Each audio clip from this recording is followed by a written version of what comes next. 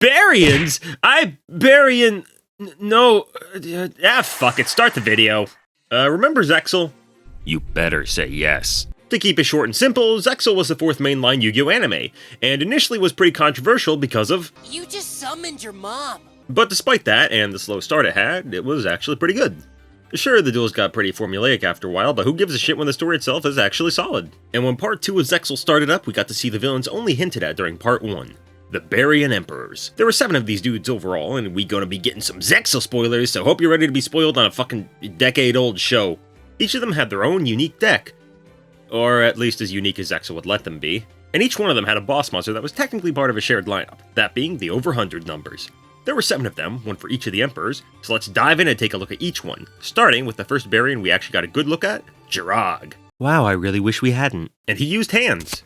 Now, you will note another thing about Zexal here.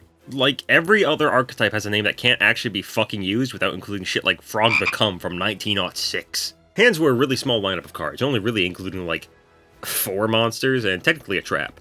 Fire Hand and Ice Hand were really interesting, since each could float into the other as long as you had copies in the deck, and they were one of the cornerstones of a strategy known as Hat, aka Hand Artifact Trap Tricks.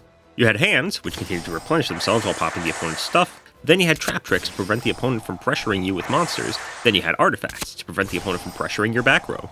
It was a pretty solid strategy, kinda reminds me of modern day pile decks like Based. Except, you know, this one is actually Based. Prominence Hand was mostly just an extender to be used with Ice, Fire, and their crippled brother Magic Hand. So really, why use him over any generic rank 4 enabler? It's not like here the others are searchable. Compounding things is Thunderhand, released a full 6 years after Hand's introduced, who could special summon himself from graveyard or hand if a monster with the 1600 stat line was destroyed by an opponent, then pop something himself. He's fine, but this is all the main deck really has. They don't have any actual consistency unless you count Ice and Fire. The deck really shot its long-term viability in the foot.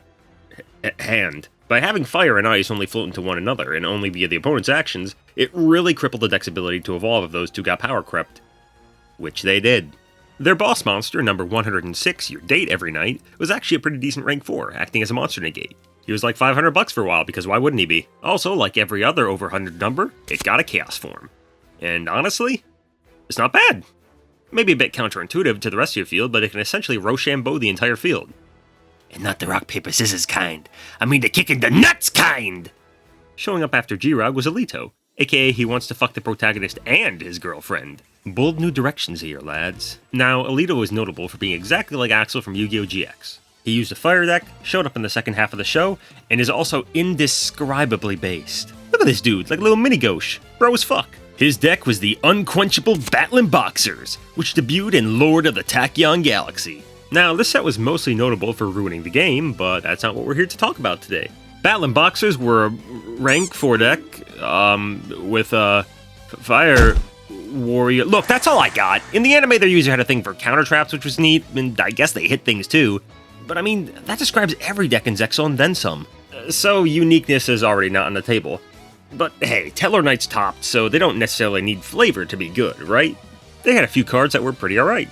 Headgeared could mill one of his buddies, as opposed to the anime where he was just slightly okay at not dying. Switch Hitter was a revive on normal, appreciated as always. Counterpunch was an okay Kalut, and Glassjaw was really good at killing himself.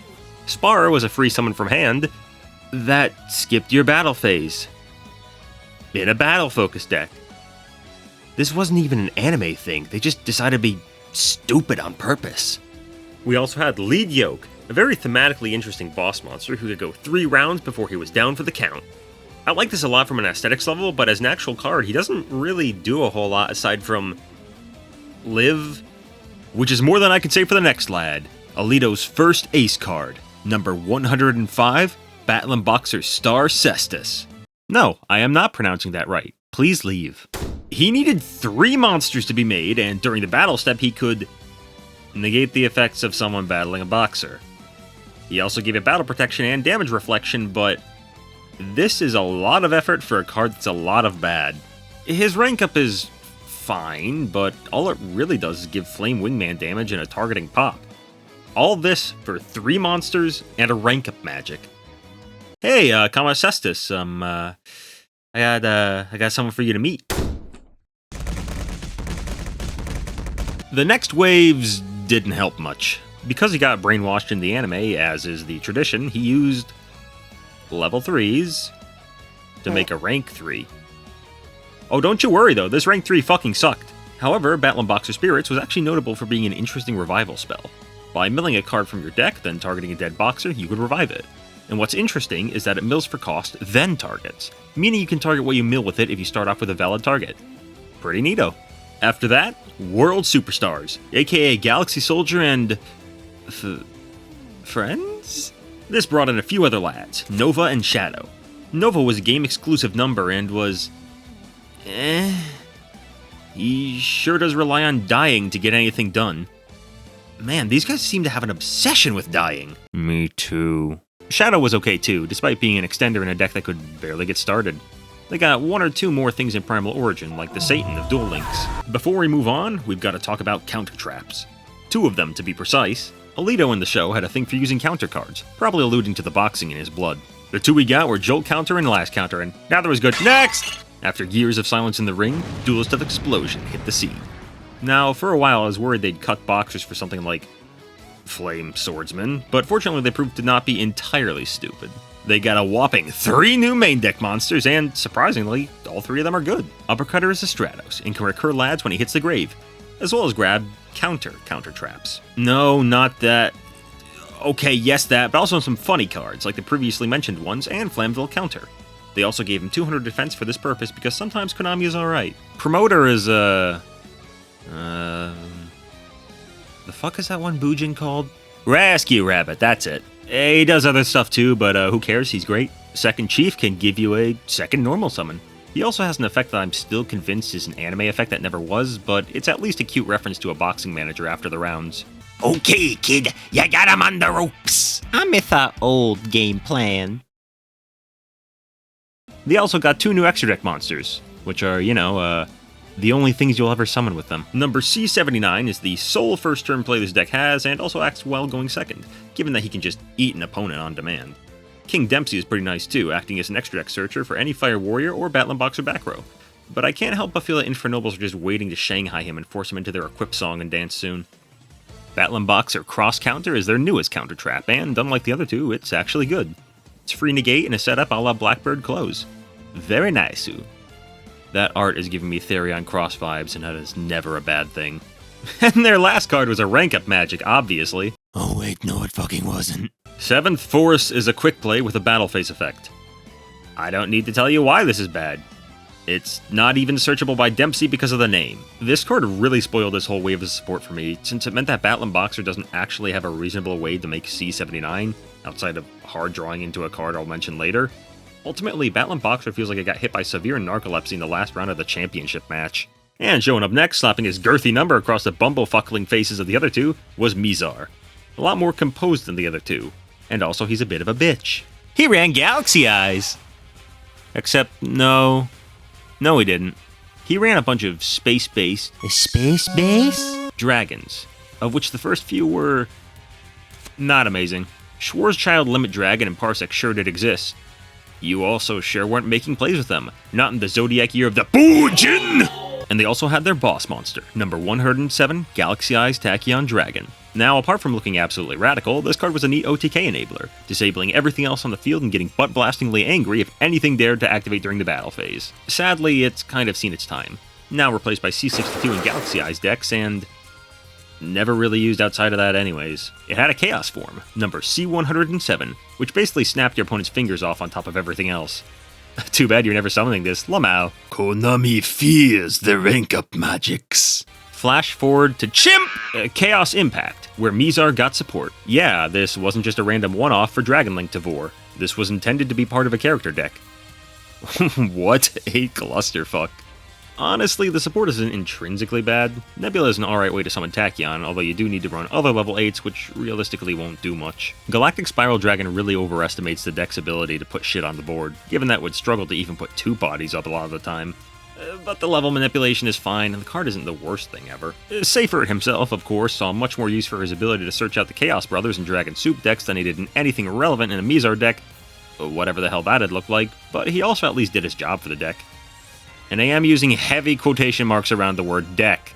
They also got a link, which aside from the hilarity factor of a 10,700 attack Tachyon, wasn't really worth using. Also, it let you deck stack, because that's another thing Barians like. But we will get to that. Mizar also had some cards called the Tachyon lineup of traps, unique due to being able to be activated from the hand if you controlled Tachyon Lad. Naturally, they were all unsearchable, so even though some of them were absolutely nutty, why even bother? Oh, what's that? A new release made me into a liar? Okay, wow. Of course Mizar gets support while I make this, and he's not even the last one. In the Duelist pack Duelists of Brilliance, he got a whole new lineup of cards, focusing on who else but Tachyon Dragon. And most importantly, we can search Tachyon cards. Galaxy Eyes Tachyon Primal has a bit of a weird effect in summon condition at first glance, but it's actually really intuitive to what Tachyon wants to do. You can put it on your opponent's field to give yourself an extra attack and / or absorb it. It turns off in perm as well, and it can grab their fucking back row, which is nutty enough to worth mentioning that even Galaxies want this lad now. He done good. Tachyon Cloud Dragon is also pretty nice, giving them a lone fire for Tachyon monsters. Which includes only Primal, but fuck it, he's a good boy, I'd feed him breadcrumbs. Schwarzschild Infinity Dragon is, for Tachyon at least, an incredible fucking starter, just giving you any light or dark dragon for free. Be wary though that Primal Search effect is mandatory, so it goes off when you summon it to the opponent's field, so you won't get that effect off. It does Dragon Lock though on top of its attribute and name, which means that it's a bit of a toss-up in Galaxy-focused decks, but can still be good. Dragluxion continues the trend of the Draglu lineup, getting better and better with each edition by being a search for Tachyon and Galaxy, so you can even get a second transmigration if you want. Hell, he even plays nice with Draglubion, turning itself into said Gloob, and then said Gloob making C107 and letting him take the spotlight.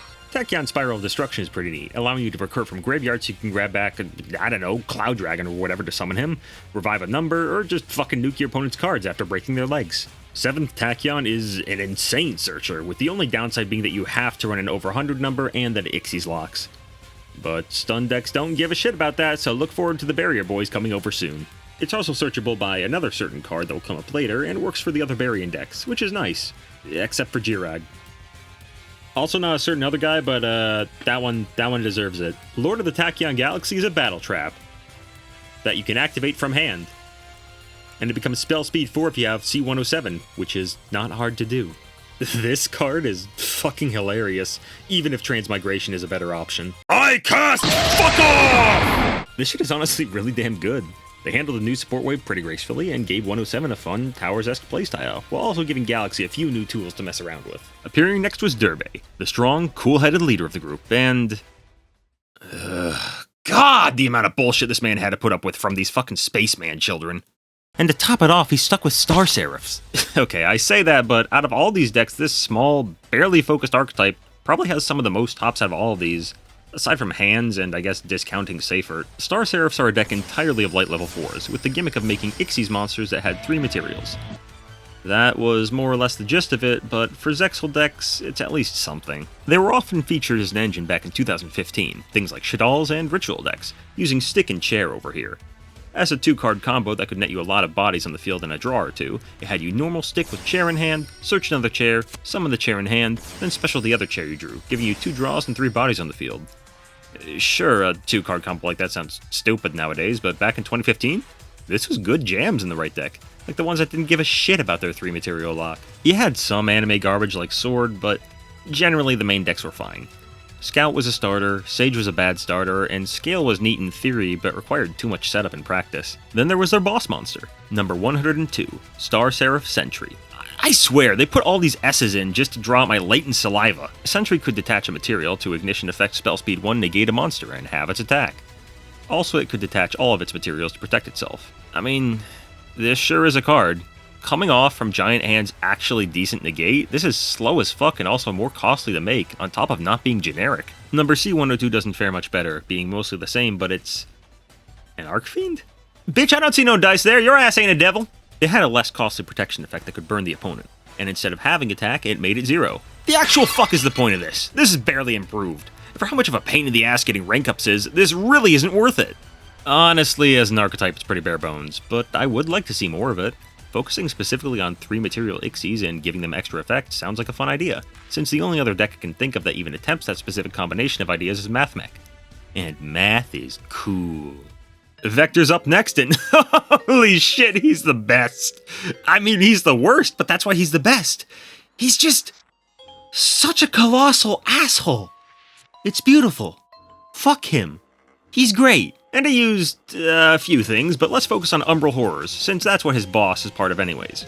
Umbral Horrors were a super small archetype of fiends based around having 0 stats, I guess. There's so little to work with here, it's hard to say. You had Ghoul, who could spit out a dude from hand by making his attack 0, Unform, who has to commit suicide by cop to use its effect, a Ghost, who is level 2 for some fucking reason, and Umbral Horror Will-o'-the-Wisp, because this deck thinks it can pull off variable rank summons. Yeah, needless to say, these saw absolutely no competitive relevance. Their first boss was number 104, Masquerade. This card is bad and I don't feel bad for it. Negating shit during the battle phase is like putting lead in gasoline.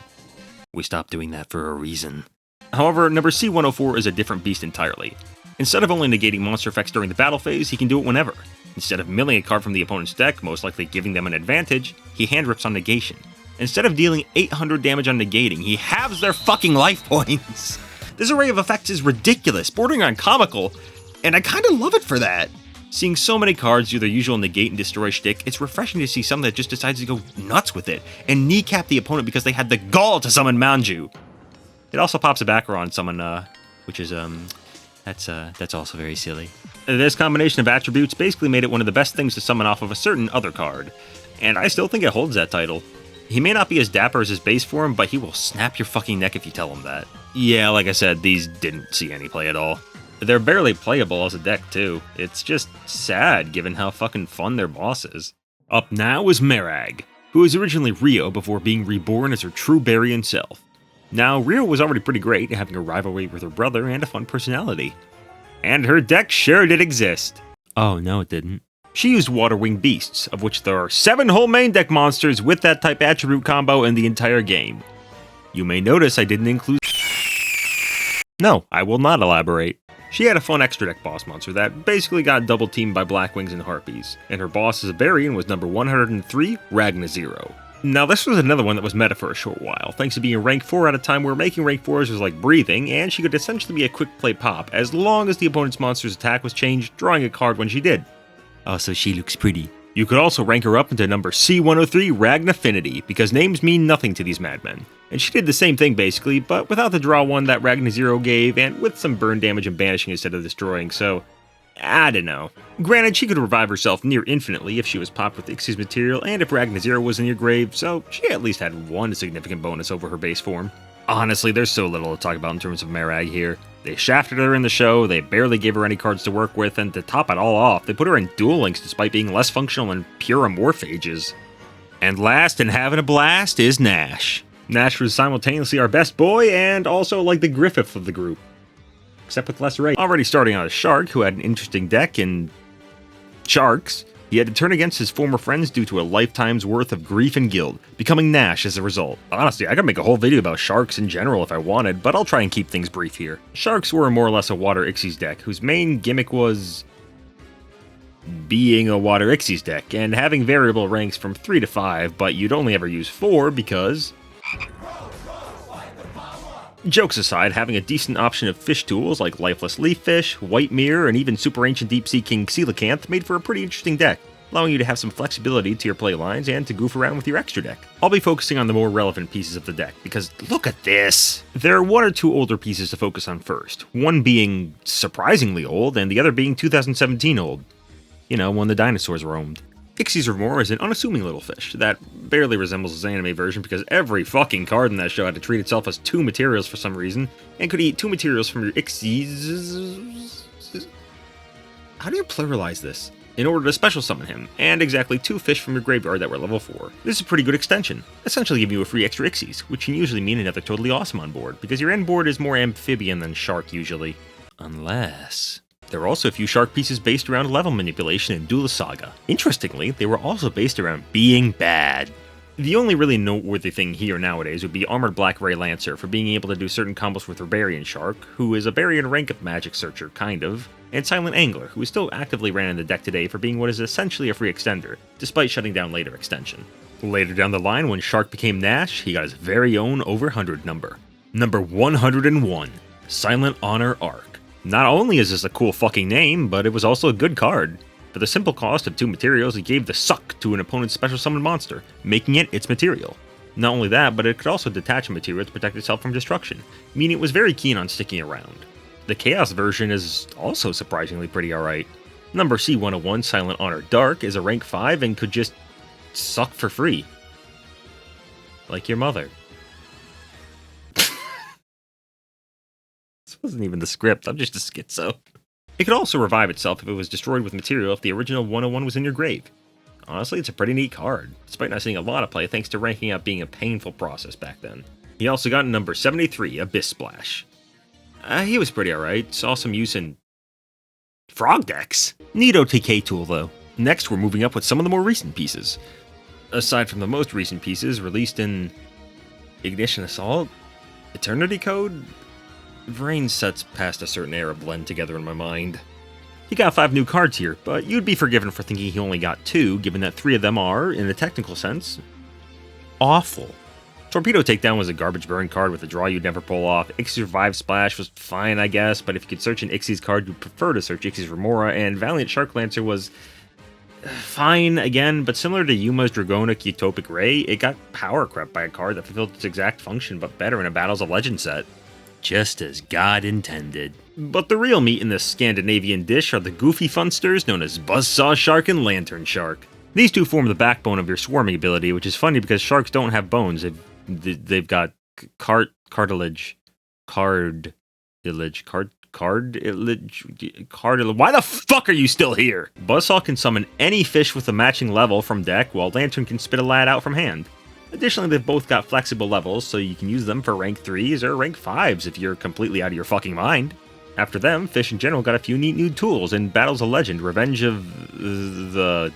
I don't remember what it's called. Here we got White Mirror, and more importantly, number 4, Stealth Kragen. Despite looking like a Portland art project, this dude is pretty rad. Turns everything on the field to water, and can quick effect non-targeting pop a water monster and burn the opponent for half of said monster's attack. Not only is this insanely easy to make for the deck, basically cucking Valiant Shark Lancer's position, but it's also a number. That doesn't sound important, but trust me, it is. We're skipping chronological order here, but a recent set that had better still be reasoned by the time I release this video actually gave Shark-specific Armored Ixie's strategy some support. It's weird to me that they decided to flesh this out of all things, but fucking whatever, I've seen worse. They revolve around using this weird-ass spell that equips an Ixies with a dead Ixies and have some other stuff that lets them basically overlay on top of one another easy peasy. Their monsters don't actually do a lot, though. The rank 3 is essentially a generic draw 1, which is kinda neat, and the rank 5 is a double Rhoda with 2 targets, both of which suck. And the rank 7 is a much more convoluted method of utilizing the Silent Honor effects. Honestly though, the rank 5 is weirdly welcome in the deck, if only because you can overlay it onto a rank 4 so that it has more material for Ixie's Remora to abuse, and the attribute plays better with the deck than Drill Driver. Turns out bees can't get wet. Who knew? And speaking of wet, the last wave of sharks we'll be talking about came in Legendary Duelists, Duels from the Deep. Starting off with Crystal Shark, aka Ragnazero has been devoured by a shark, please send help, we have a decent effect. It can spit itself onto the field from hand or graveyard by having the stats of a water monster. It can also be used for the Ixie summon of a rank 3 or 4 number. It does Ixies lock you, but so do the fuckface twins over here, so get used to it. It's not like it affects you anyways. It's a decent one-up to mill off of cards like Lifeless Leaffish, and it can also pull off a silly little combo with Right Hand Shark. Basically, if you have nothing on your field, but Right Hand and Crystal are in your grave, you can revive Right Hand, use Crystal, then Ixies the two into a towers that can't be destroyed by battle. We call this the funny factor. Next up is Abyss Shark. To say I have mixed feelings about this one is like saying America had mixed feelings over Vietnam. It has the same level variability effect as Crystal, but can special summon itself from hand if you only control water monsters. It then searches a level 3, 4, or 5 fish from deck, and then waterlocks you. This may not seem like a big deal, given that looking in from the outside, it's, well, a water deck. But let me zoom in on this shit for you. The general Shark playline likes to do a few things, one of which is summon Bahamut Shark. Bahamut Shark then gets pregnant in the brain and gives birth to totally awesome, like Zeus giving birth to Athena. Except with significantly less child swallowing. Probably. This gets you a toad on the field and a dipshit shark. If you've got the extenders, you can just go raw into another Bahamut Shark, giving you 2 toads, and then using those 2 Bahamuts to make UDF. Abyss Shark makes this hell of a board impossible. You can't use him later since you need to only have waters out for his selfish ass to get out of bed. You can't use him earlier since that prevents you from using any other lines. I mean, things are a bit better now, since initially he'd also lock you out using the B, thus damning you to be stuck with 2 Sharps ripe and ready to be added to the endangered species list. With the new Armored Ixie's rank 5, he's not as bad, but it's still an annoying restriction. He extends, he searches, he can make... Okay, only 2 useful things, but it does what you want, and it also just decides to piss in your gas tank while it's at it. They got a new Ixie's monster here too. Nephil Asylum Knight, also just known as Nash Knight here. It's a rank 5 water, meaning they really want you to summon this off the new guys. And to be fair, it's not bad. It's non-targeting, non-destructive, quick effect removal, for the downside of needing to run what is essentially a wasted extra deck slot. But honestly, there are worse cards you could have in your extra deck than number 101 anyways. It also has battle protection, but who cares? Probably this guy. And that's the reasonable support. You may notice the keyword in there being reasonable. There were, before the set, a handful of what could be described as Barian support, meaning it did the bare minimum of supporting the over hundreds and then fucked off. You have the 2 Barian rank ups, which are barely worth mentioning since they're both just rank ups, which is fine, I guess. But you also have rank up magic the 7th one, a supremely interesting card that only works if you hard draw into it and allows you to spit out any of the chaos over hundreds, Umbral Horror Masquerade usually being your best option. But this wasn't just a one-off theme, especially since these sharks only made up a pittance of the new support. A legendary duelist set these days wouldn't just give 3 cards and give up. So we've got 4 more to go through. And oh boy. Oh boy. CXC's Nephil Asylum Chaos Knight sure is one of them. Called CXC's Nash Knight in the West, he can be Ixie'd by using the rank 5. He can then rank himself up into any of the over hundreds, but during the opponent's end phase it self-destructs. While clearly made to facilitate the effects of C101 and C102, in practice it just means there's basically nothing you can summon with this that will stick around to see the end of the duel. In order to even get the C101 floating off, you basically have to have used the rank 5's effect already, guaranteeing that this either won't be useful turn 1 or will severely deplete your board state to actually make one of the over 100 numbers. It can be okay for field clearing going second since it can make C107, and that's about the extent of its use. You better kill that turn, since your sitting duck is going to turn into a dead duck pretty fast. Oh, also Abyss Shark locks you out of half the ones that do anything Lamau. Now, real quick, I gotta get into the meat of some other Barian support, since it puts some of these other cards into context. I mentioned Rank Up Magic the 7th one earlier, but I'm gonna give you a real deep dive here. It's a normal spell that can only be activated by drawing it. You then immediately have to activate it, much like Pot of Extrav, and it makes an over 100 chaos number, no strings attached. It's once per duel, but this is a hell of an effect.